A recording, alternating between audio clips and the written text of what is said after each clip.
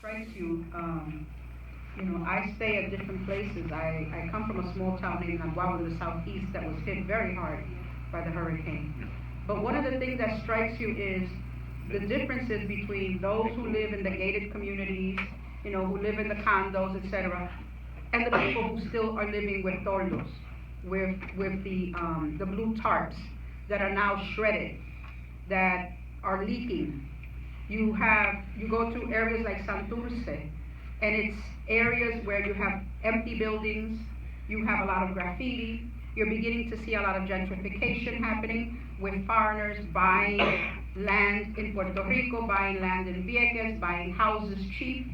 I was at an event where Ismael Guadalupe from Vieques spoke, and one of the things he raised was the concern that the Viequenses, they're beginning to be less and less Viequenses in Vieques, and more foreigners setting up shop in Vieques.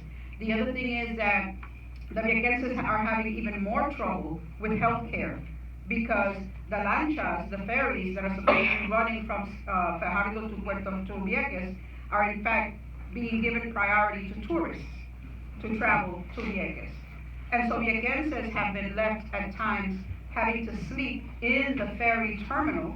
These are people who come to Ceiba and come to Fajardo to get medical treatment, who sometimes cannot get back to Vieques, wind up staying in the terminal, sleeping in the terminal, because they don't always have family in the Big Island. A service was supposed to have been started, I think, from Ceiba, the Ceiba a Vieques, right? There was going to be another ferry, which is not working for the people of Vieques. And so Maria has become, Maria became the excuse to allow services to deteriorate even more in Puerto Rico. There was already bad services with Vieques. Most Viequenses were being born in Fajardo. And pregnant women, women with cancer, people with cancer, all have to go have treatment in the large island. It's gotten worse. It's become an excuse to not give services because then people will leave. And if people leave, like they have been leaving from Puerto Rico, leaving from Vieques, leaving from Culebra, it means that there is more ability for the U.S. government to penetrate Puerto Rico, and for corporations to penetrate, for foreigners to buy land, for foreigners to buy houses. And those are the people that are going to be voting in Puerto Rico. Those are the people that are going to have a political voice in Puerto Rico. Those are the people who are going to be, it's not just the U.S. government and the Congress that are making decisions. Now you're going to have people who are, quote, citizens, who are going to have certain rights, while the people of Puerto Rico are leaving and coming here because there are no services in Puerto Rico. And I saw that. I traveled through different parts of the island with my friends, and you could see areas where there were still no services. The light still leaves all the time. Las luces se van todo el tiempo. Water is still an issue in different towns, and Jocelyn can cover more of that. But these are the things that, after Maria, it's become more and more precarious, the conditions in Puerto Rico for a lot of people, because it was clear that they were not going to get services right after Maria, and they're not getting any services now. The Junta, the Fiscal Control Board, is completely in charge of Puerto Rico. The governor of Puerto Rico has no say. He can talk all he wants. I'm going to tell Trump this and that. He has no power. The power lies with the government of the United States. The Financial Control Board responds directly to the Congress. And, of course, the governor of Puerto Rico is trying to accommodate the U.S. corporations that are there, is trying to figure out ways to get investments in Puerto Rico, while still trying to act like he's actually in charge of anything when he's not.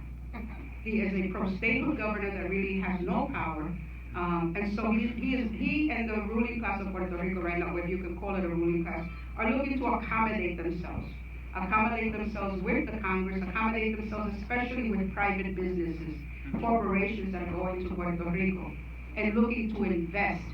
Part of that investment process has to do with also dismantling Puerto Rico's labor laws, dismantling Puerto Rico's environmental laws, dismantling the social services of Puerto Rico, so that then they can go in there and exploit Puerto Rico much more easily. If you have strong labor laws and strong environmental laws, you have to pay people a decent living wage. You cannot just pollute the environment any way you want, like they're doing with the cenizas, the ashes, toxic ashes. So all of this is setting the conditions for these private corporations to be able to go to Puerto Rico and not have the kinds of restrictions that they might have had at one point with the labor laws and with environmental laws. For us here, for call to action, this is a crisis. We consider what's happening in Puerto Rico a crisis. We consider it genocide.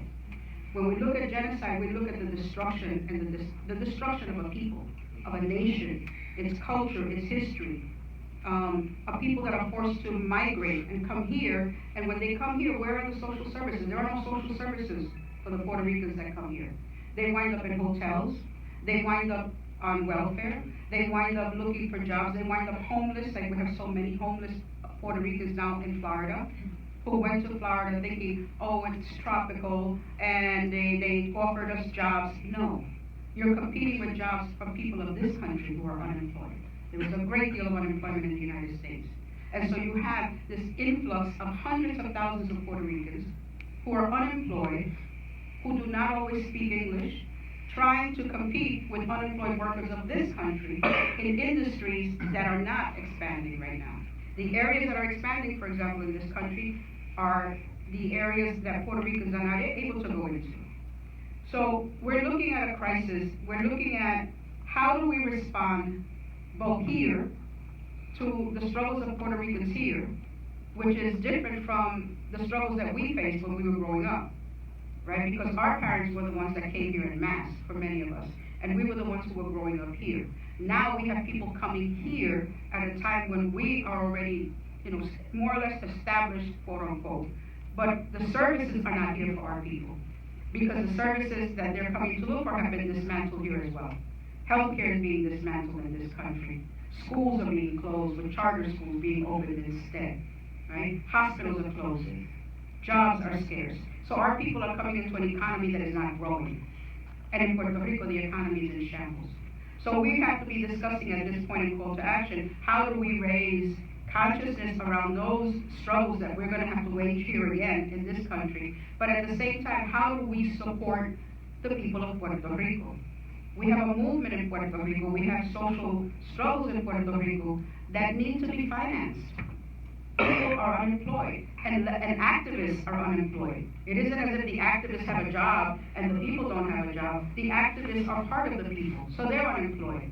We have a bunch of teachers that are being laid off, that have been prominent in the struggles for Puerto Rico's educational system. They're being laid off, so they're going to come here. They're not going to stay in Puerto Rico. Their pensions are being threatened. So we have to find ways to support, monetarily, financially support, the movements of Puerto Rico, like Se Acabaron las Promesas, like the Federation of Puerto Rican Teachers, like the agricultural projects that are being developed in Puerto Rico by young agriculturalists. We have to be able to support our people. It is not enough, I was telling people the other day, it is not enough to like a struggle on Facebook. It's not enough to put a little check mark or a little heart. We have to dig into our pockets and say, okay, what can we do? How do we support you over there? What do you need? And we have to be able to then also come to whatever elected officials we believe in and demand from them, harass them the way we did back in the 70s and 80s. We have to be able to do protests in the street in areas where Puerto Ricans are not getting services in this country. So I would hope that this can become a discussion about how can we do that? How do we support those struggles? How do we support the struggle of the people of Puerto Rico?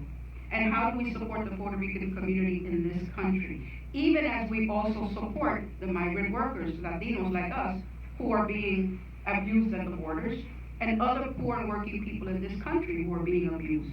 It is an international crisis of capital that's happening, not just here, but all over the world. People are being displaced all over the world, and it's always the poorest that are being displaced. Women and children living in migrant camps, living in refugee camps.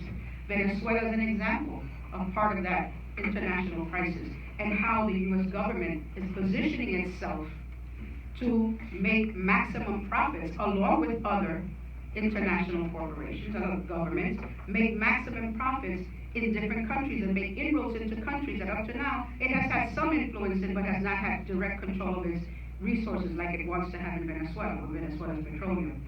So on the one hand, we have to keep in mind that what is happening is part of an international crisis, but we also have to then act locally, respond locally to this crisis as it affects us. Puerto Rico is a colony of the United States.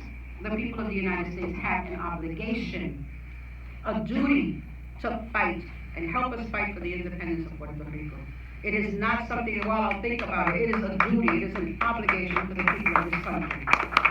You cannot have freedom in the United States if you have a colony.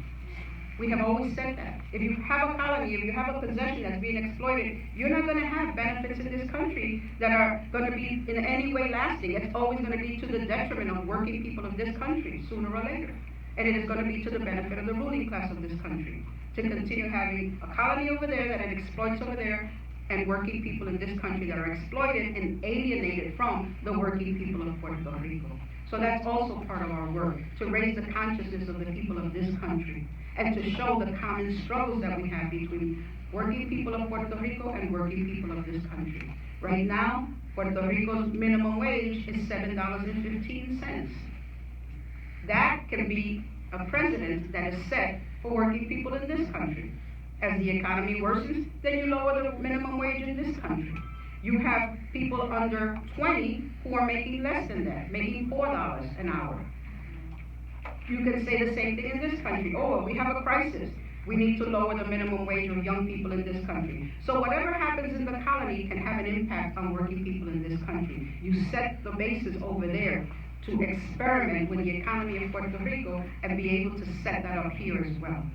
And so we need to be able to show working people in this country the common interest that we have in fighting for a better society, in dismantling the economic system that exploits both of us, so that Puerto Rico can be free. But in the process, it will also advance the struggles of the people of this country. I'm going to leave it at that and open it up later on when we have questions and answers. I can be more specific.